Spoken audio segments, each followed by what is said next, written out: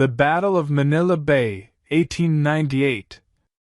During the Spanish-American War, the Battle of Manila Bay, Filipino, Labanan sa looking Manila, Spanish, Batalla de Baja de Manila, also known as the Battle of Cavite, took place on May 1, 1898.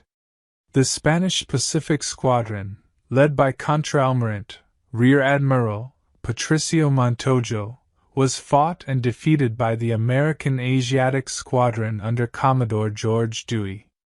The combat took place in Manila Bay, Philippines, and was the Spanish-American War's first significant confrontation. The fight signaled the end of the Spanish colonial period in Philippine history and was one of the most momentous naval conflicts in history. Tensions between Spain and the United States grew as a result of Spanish actions during the Cuban War of Independence, with many Americans angered by mainly false claims of Spanish atrocities against the Cuban people.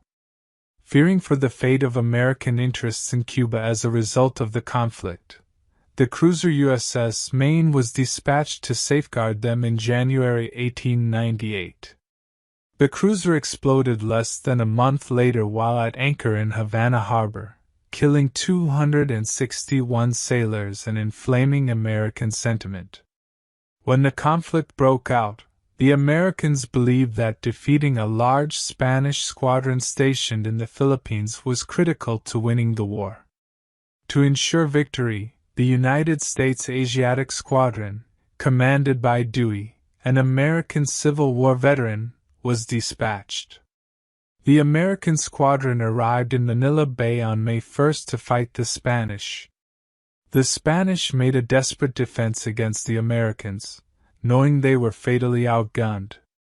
The fight was hardly a contest, with superior American naval gunnery and seamanship ensuring that the whole Spanish fleet was sunk with only 10 casualties for the Americans. When Montojo realized the combat was futile, he ordered the scuttling of his 2 protected cruisers to prevent them from falling into American hands. The engagement is remembered as one of the most important naval conflicts in American history. Prelude. At the start of the Spanish-American War, Americans living on the west coast of the United States dreaded a Spanish attack. Only a few U.S. Navy warships stood between them and a formidable Spanish fleet, led by the cruiser USS Olympia. Olympia, on the other hand, was vastly superior to the Spanish colonial fleet in practice, as the fight would demonstrate. Admiral Montojo, a career Spanish naval commander who had been quickly dispatched to the Philippines, was armed with a number of antiquated ships. Efforts to bolster his position were ineffective. The Spanish bureaucracy's policy implied that they couldn't win a war and that resistance was merely a face-saving exercise. 59 The Spanish fleet in Manila was severely undermanned, with untrained sailors who had not had any instruction in over a year. The promised reinforcements from Madrid were simply 2 badly armored scout cruisers, while the authorities dispatched a squadron from the Manila fleet to reinforce the Caribbean under Admiral Pascual Cervera. Admiral Montojo had planned to engage the Americans in Subic Bay, northwest of Manila Bay, but he changed his mind after learning that the prepared mines and coastal defenses were not in place and the cruiser Castilla began to leak. Montojo made matters worse by putting his ships out of range of Spanish coastal fire, which may have evened the odds, and anchoring in a shallow spot. His goal appears to have been to avoid bombarding Manila and to allow any survivors of his fleet to swim to safety. 6 shore batteries and 3 forts guarded the harbor, but their fire proved ineffectual throughout the battle. Only Fort San Antonio Abad had guns with the range to reach the American fleet, but during the conflict, Dewey never came within range of them. The cruisers Reina Cristina, flagship, Castilla, Don Juan de Austria, Don Antonio de Ulloa, Isla de Luzon, Isla de Cuba, and the gunboat Marquez del Duero made up the Spanish squadron. The Castilla was unpowered and had to be pulled by the cargo ship Manila because the Spanish ships were of lower quality than the American ships. The squadron set off from Manila Bay on April 25, intending to defend the port of Subic. The squadron was counting on the installation of a shore battery on Isla Grande. Before that installation could be completed on April 28, a cablegram from the Spanish consul in Hong Kong came, stating that the American squadron had departed Hong Kong straight for Subic with the intention of eliminating the Spanish squadron and then proceeding to Manila.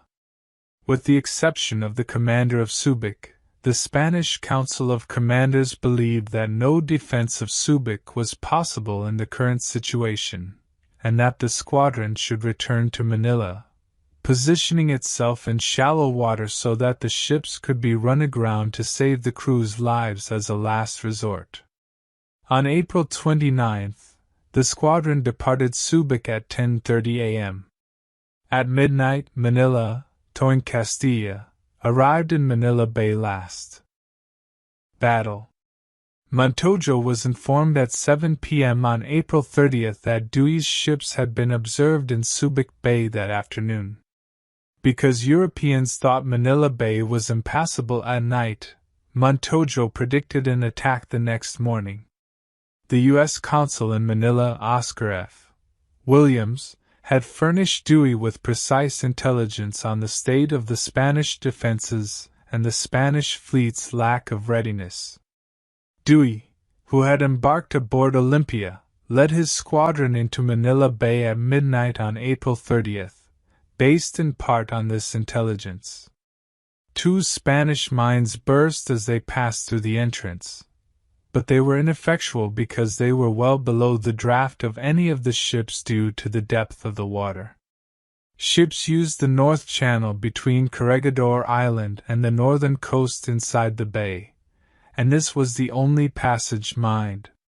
Instead, Dewey used the unmined South Channel between the islands of El Fraile and Caballo. The El Fraile battery fired a few rounds, but the distance between them was too considerable. The McCulloch, Nashon, and Zafiro were then removed from the combat line and did not return. The squadron was off Manila at 5:15 a.m. on May 1, and the Cavite battery fired range shots. The Spanish fleet and shore batteries subsequently opened fire, but all of the shells missed because the fleet was still out of range. The Olympia's captain was ordered to commence the destruction of the Spanish flotilla at 5:41, with the now famous words, "You may fire when ready, Gridley." The U.S. squadron fired their port guns in front of the Spanish ships and forts in line ahead. They wheeled around and returned, firing their starboard cannons. This process was performed 5 times, with the range being reduced from 5,000 to 2,000 yards each time. The Spanish forces had been alerted, and the majority of them were ready to fight, but they were outgunned. Although the range was too great for the guns on shore, 8 Spanish ships, land batteries, and forts returned fire for 2.5 hours. 5 more minor Spanish ships were not involved in the battle. Montojo admitted defeat and ordered his ships to ram the enemy if feasible. The Christina's cables were then slid and charged. She was then targeted by much of the American fleet's fire, and she was shot to bits. More than 200 members of the crew, including Montojo, were killed, leaving only 2 men to man the ship's cannons. Montojo ordered the ship to be scuttled after it returned to land. The Castilla had her front cable blasted away, leaving her to swing about and expose her weaponless starboard side. After that, the captain ordered her to be sunk and abandoned. The Aloha was hit by a shell at the waterline, killing her commander and rendering half of her crew disabled. The Luzon was uninjured except for 3 cannons that were out of commission. The Duera had lost one of its engines and was down to 1 cannon. Dewey ordered an urgent withdrawal at 7:45 a.m. after Captain Gridley informed him that only 15 rounds of 5-inch ammunition remained per cannon. To keep morale high, he told the crews that the combat would be stopped to allow them to have breakfast. At least 3 of his Spanish ships had broken into flames, but so had one of ours, said an observer on the Olympia. All of the fires were put out without causing any damage to the ships. In general, nothing significant had happened to indicate that we had gravely injured any Spanish ships. Montojo used this opportunity to transfer his remaining ships into Bacoor Bay, where they were commanded to hold out as long as they could. On the Olympia, a commanders' meeting revealed minor damage and no sailors dead. The original ammunition warning had been garbled. Rather than stating that only 15 rounds of ammunition per gun were left, the message stated that only 15 rounds of ammunition per gun had been used. During the discussion, reports arrived that sounds of bursting munitions had been heard and fires had been seen on the Cristina and Castilla. The combat was resumed at 10:40 a.m., but the Spanish provided little resistance, so Montojo ordered the remaining ships to be scuttled and the breech blocks of their guns to be hauled ashore. After that, the Olympia, Baltimore, and Boston fired on the Sangley Point battery, knocking it out of commission, and subsequently sank the Aloha. The Concord opened fire on the Mindanao, causing the crew to abandon ship.